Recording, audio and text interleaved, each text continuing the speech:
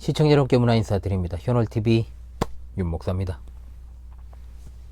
지난 시간에 이어서 성도의 물질권에 관한 시리즈 강의 제3편 누가복음 16장 19절로 31절 해설의 두 번째 시간이자 성도의 물질권에 관한 특강 마지막 시간이 되겠습니다. 지난 시간 강의를 여러분 안 보고 오신 분들은 보고 오시고요.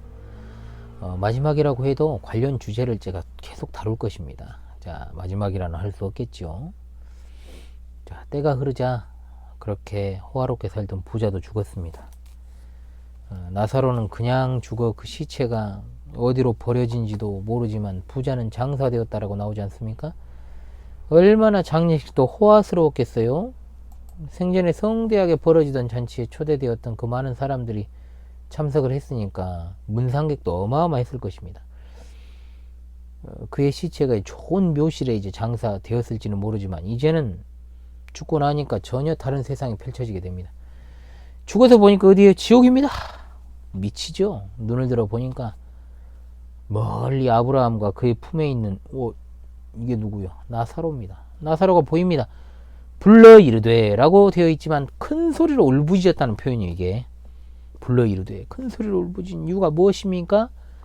생전에 그렇게 호화롭게 자신의 쾌락만을 위해 살던 그 부자가 왜 울부짖었겠어요? 세상에나 만상에나 아브라함의 품에 있는 것이 자신의 집 대문에서 예전에 죽어서 갖다 버리라고 자신이 명령했던 그 나사로 아닙니까? 아브라함도 아버지라고 부릅니다. 이스라엘 사람인가 봐요. 딱 보면 나오죠. 그 당시 유대 종교 지도자들처럼 자신들이 아브라함의 혈통적 후손이라는 이유로 천국에 갈 것이라고 했던 태도 다를 게 없습니다. 당연히 구원받을 줄 알았는데 죽으니 지옥입니다.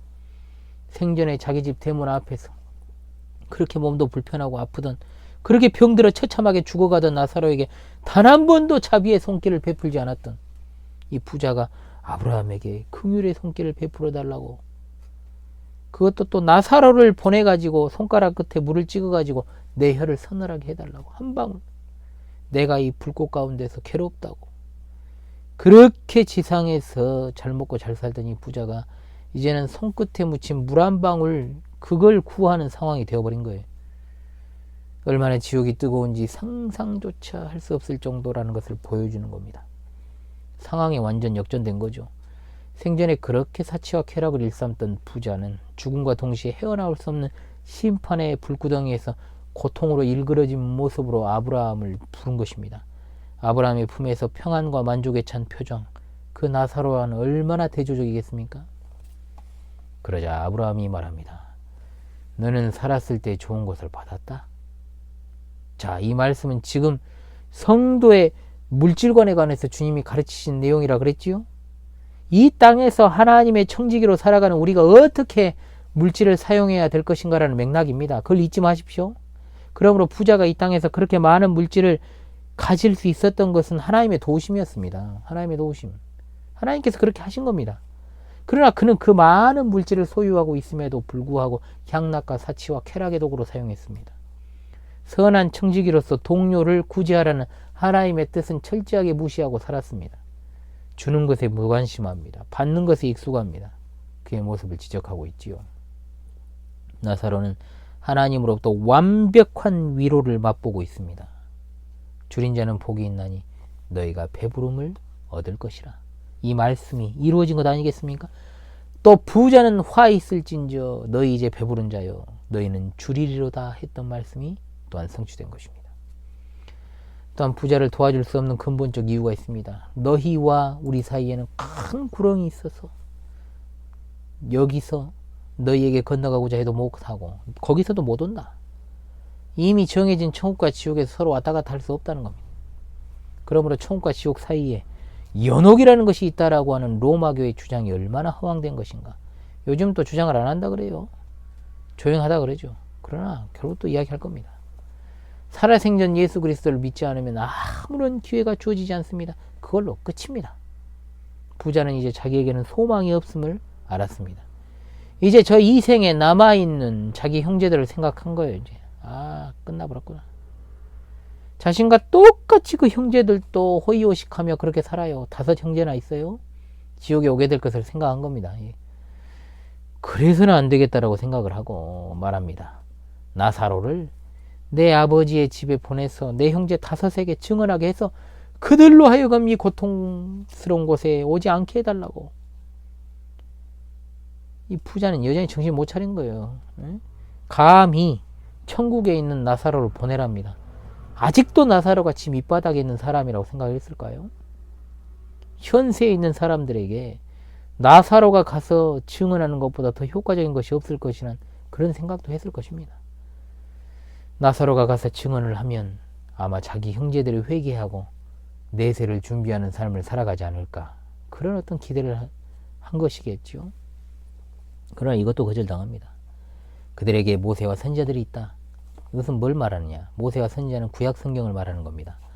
구약 성경에는 내세에 대해서, 그리고 사람이 마땅히 행하고 지켜야 될 율법, 하나님 말씀에 대해서 매우 자세하게 기록이 되어 있습니다. 아브라함은 바로 율법과 선지서가 하나님의 사자요 하나님의 전령이라는 사실을 말하면서 이생의 사람들이 회개하는 것에 있어 이미 주어진 하나님의 말씀으로 충분하다라는 것을 역설하고 있습니다. 그런데 그 다음 부자의 말은 그가 생전에 어떤 사고방식으로 살았는지를 보여주는 그런 내용이 이어집니다. 그렇지 않습니다. 만일 죽은 자에게서 그들에게 가는 자가 있으면 회개할 것입니다. 생전에 그는 하나님의 말씀 무시했습니다. 죽은 자가 살아나는 이적이 일어나면 사람들이 믿을 것이다. 그의 신앙과는 지옥에서조차도 하나님의 말씀의 능력을 무시하고 있습니다. 이적을 신뢰합니다. 이적적인 체험적 신앙인 거죠. 기록된 말씀보다 눈앞에 살아 움직이는 생생한 체험이 가족의 마음을 돌이킬 수 있다라는 그게 잘못된 신앙관이 그대로 드러납니다. 오늘날 교회 안에도 얼마나 이런 사람들이 많습니까, 여러분? 기록된 하나님의 말씀에 주목하지 않고 체험 중심의 신앙을 하는 사람들은 이런 정말 어리석은 이 부자의 태도와 다를 것이 없습니다. 이적을 통해 하나님을 믿게 되었다 할지라도 그 자체가 신앙의 표지가 되어서는 안 됩니다. 성경을 통해서 그 이적이 확증이 되고 또 하나님의 말씀에 순종함으로 자기가 구원받은 그 사실을 계속해서 감사하는 열매가 나타나는 신앙생활을 하는 것이 중요한 것이지, 이적이 나타난다 해서 믿고 이적이 안 나타나면 믿지 않는 그런 식의 신앙은 그 어떤 종교에 가도 다 있다는 겁니다. 우리 신앙이 입증되는 것은 기록된 하나님의 말씀인 신구약 성경 66권이지 눈에 보이는 어떤 개인의 주관적인 체험이나 이적이 아니라는 말이지요. 그리고 죽은 자가 돌아가서 증언한다라고 해도 그들이 믿게 될까요? 자기만의 착각입니다. 예수님께서 공적 사역을 수행하실 때, 그 수많은 이적을 행하실 때 따라다녔던 사람들이 다 예수님 믿고 천국 갔습니까? 대부분은 다 예수님 배신했습니다. 예수님을 죽음에 내몰았습니다. 그걸 기억하십시오. 이적을 베푸신 것은 예수님이 이 지상에 오신 목적이 무엇인가를 가르치고자 하신 것이지 이적 자체가 목적이 아니라는 것을 우리는 깨달아서 이 시대 광범위하게 퍼져있는 잘못된 은사주의 또 신비주의를 배척해야만 될 것입니다. 모세와 선지자들 또 하나님의 말씀을 듣지 않는 자들은 죽은 자 가운데서 살아난 자가 있을지라도 권함을 받지 아니하리라. 이것은 예수님의 공적 사역으로, 이게 다 공적 생애로 다 입증이 됐어요. 베다니의 나사로가 죽은 지 나흘이 지났습니다. 나흘이 지났을 때 시체가 썩어 냄새가 났습니다. 그런데 그를 살리셨어요. 그런 예수님의 이적을 봤습니다, 사람들이. 그런데 예수님을 안 믿고 죽이려 했어요. 저는 이적을 통해 예수님을 믿게 되었다라는 사람들을 좀 조심스럽게 평가를 합니다. 의심의 눈초리로 제가 봐요. 사실은 신뢰 안 합니다. 저는 이런 사람들이 대개는 간증을 하러 돌아다니는데 몇 년 지나면 변질되는 걸 너무 많이 봐왔기 때문입니다. 하나님께서 어떤 특정 개인을 구원하실 때 모두를 똑같은 방법으로 구원하시지 않습니다. 실제로 과거에는 여러 일들이 있었죠. 어떤 사람은 실제로 자기 스스로 마음의 이끌림을 받아 교회에 나온 사례도 있었고, 또 어떤 사람은 길을 지나가다가, 예전에는 교회에 종을 쳤잖아요. 종소리 듣고 회심한 사람도 있어요. 또 그런 사람도 있는가 하면 어떤 사람은 친구의 전도를 통해서 믿게 되고, 어떤 사람은 아무 생각 없이 교회만 형식적으로 다니다가 또 어느 날 갑자기 하나님의 말씀을 바르게 깨닫는, 소위 영적인 눈이 밝아져서 회심하게 된 그런 사례도 있습니다. 또 어떤 이들은 죽을 위기에 처해 있을 때 기적적으로 고침을 받고 회심한 정말로 이적적인 사례도 있습니다.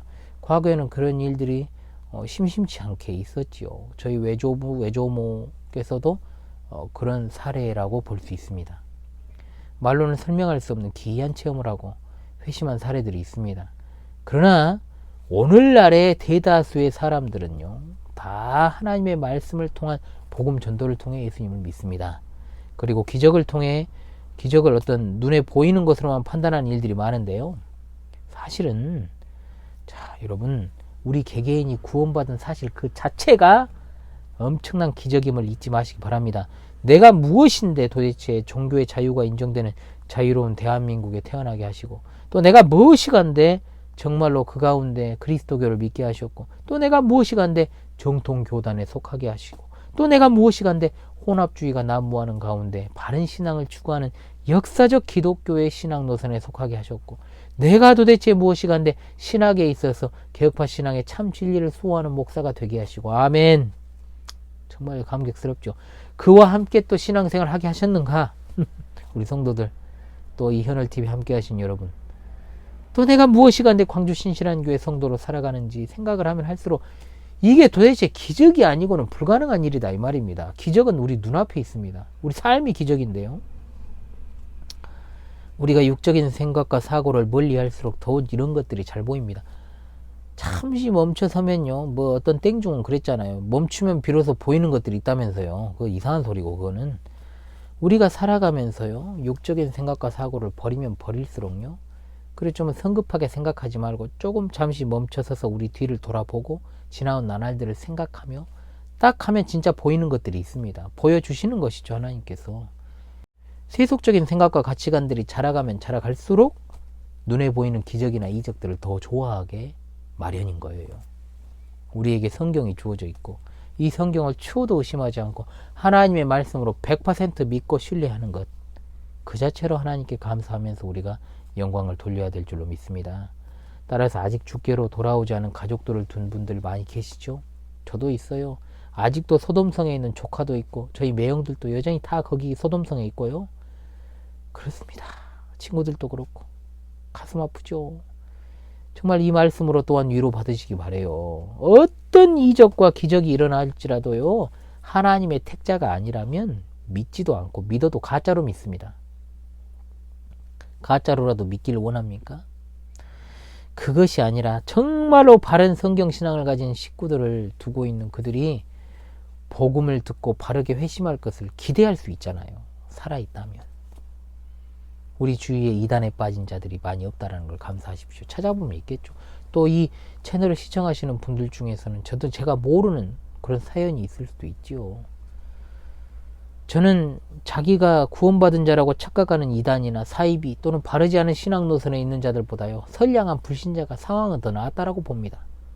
이 말을 오해하지 마십시오. 어차피 그대로 살다 죽으면 둘 다 지옥행인 건 마찬가지지만, 문제는 전자는 하나님이 직접 개입하셔가지고 강렬하게 주권적으로 섭리하지 않으신 한 도무지 회심이 어렵지만요, 후자는 복음을 듣게 하면 돼요. 듣게 하면 돼. 소망을 품을 수 있잖아요. 믿을 수 있게 될 것이다라는 소망이 있지 않습니까? 잘못 믿는 것과 몰라서 못 믿는 건 다르지요. 모르면 가르치면 되잖아요. 가르치면 되지 않을까라는 소망을 품을 수 있잖아요. 그런데 잘못된 신앙관을 가진 자들은 자기가 선택한 소신이 맞다라고 생각을 하고 그것만 믿고 살아갑니다. 자신의 삶을 걸어가지고 최선을 다해 믿어버려요. 그러니까 좀처럼 주의 말을 죽어도 안 듣습니다. 그리고 식구들까지도 버려가면서까지 추종을 해버립니다. 교정이 어렵죠. 잘못된 열심이 있다 보니까 다른 사람을 오히려 더 설득하려고 하는 그런 아주 강한 기질이 또 나타나게 되는 게 이단이나 사이비에 빠진 사람들의 특징입니다. 사랑하는 시청자 여러분, 우리가 너무나도 익숙하게 생각하는 부자와 거지 나사로의 비유라고 그동안 사람들이 많이 불러왔던 이것을 이렇게 부릅시다. 경건한 나사로 성도와 어리석은 부자 이야기. 참으로 대조적인 이들의 삶을 통해서 우리는 이 땅에서 어떤 마음가짐으로 우리에게 주어진 물질을 대해야 될지를 깨닫게 됩니다. 하나님을 섬기지 않는 사람들 중에도 불쌍한 이웃을 돌보고 사회적으로 구제 많이 하는 분들 많습니다. 그러나 하나님을 믿는 우리가 이웃의 아픔을 등한시하면 되겠습니까? 오히려 하나님이 그렇게 하는 것이야말로 내가 너희에게 맡겨준 물질을 잘 쓰는 것이고, 하늘의 보화를 쌓는 것이라고 말씀을 하십니다. 자기의가 쉽게 드러나는 새벽기도, 또 교회 봉사, 이런 것으로 하늘의 보화 쌓는 것 아닙니다. 사람들이 다 보고 있잖아요. 다 칭찬해 주잖아요. 무엇을 받겠습니까? 은밀하게 하는 구제가 중요합니다. 그 구제라는 것은 단순히 이 돈으로만 하는 게 구제가 아니에요, 여러분.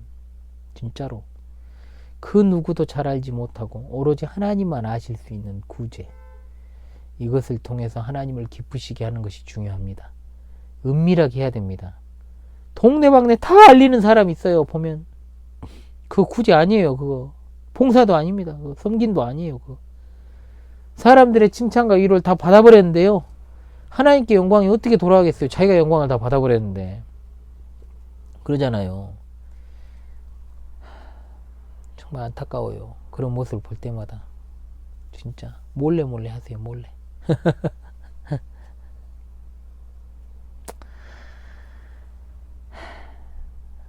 구제는요, 가까운 곳에서 먼 곳으로의 원리로 하는 겁니다. 가장 먼저는 동료 그리스도인들, 주 안에서 하나 된 지체들을 말하는 것입니다. 정말로 그렇게 구제를 하고요. 또 이제 우리 주위 어려운 이들을 구제하는 것이 중요합니다. 이것이야말로 성도가 이 땅에서 주어진 물질을 가장 잘 사용하는 것입니다. 부자는 돈이 많았어도요, 자신의 대문 앞에서 죽어가는 나사로를 구제하지 않았습니다. 내가 돈이 없어 구제 못한다는 이야기 하지 마십시오. 적어도 나사로보다 더 비참한 상황에 놓여있는 분은 없을 줄로 압니다. 있으시면 말씀하세요. 정말로 정말로 말씀하세요. 또 말씀을 통해서 오직 예수 그리스도를 통한 복음의 정말 참된 유일한 복음을 전하기에 힘쓰는 우리 모두가 되어야 될 것입니다. 다른 수단이 아니라 정말로 성경대로 순수한 복음을 전해야 됩니다. 그리고 교회에 데려와야 돼요. 일단 믿지 않는 자들에 대해서는 걔는 안 믿어, 안 믿을 거야, 또는 전했는데 안 오는데 어쩌라고요. 이런 식의 태도 취하지 마세요. 진짜 제가 말씀드렸던가요? 제가 정말 20년 넘게 쫓아다니면서 복음 전했던 사람도 이 교회 설립 멤버로 들어왔다가 저하고 인연이 끊어져 버렸어요. 그 정도로 해도요, 진짜 아닌 것은 아닌 거예요. 그러나 적어도 적당히 사람 설렁설렁 만나면서 교회 오라 이렇게 툭툭 던지듯 말한 걸 갖다가 전도라고 생각하지 마십시오. 그거 전도 아닙니다.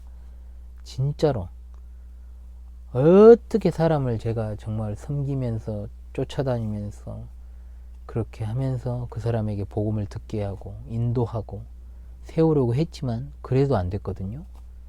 그러면 얼마나 여러분 현실에서 한번 생각을 해보십시오. 여러분, 한 영혼이 천국 백성이 되느냐, 영원한 지옥 백성이 되느냐의 문제잖아요.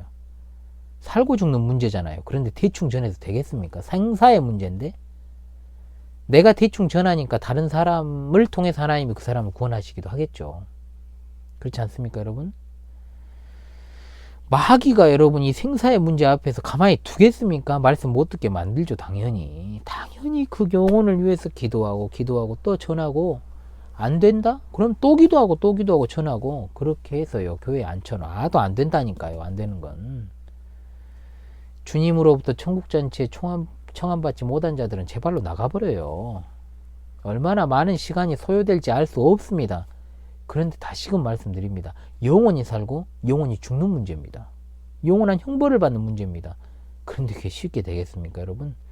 하나님 편에서는 쉽게 하실 수 있죠. 그러나 우리 편에서는 그렇게 쉽게 생각해서는 안 된다는 겁니다.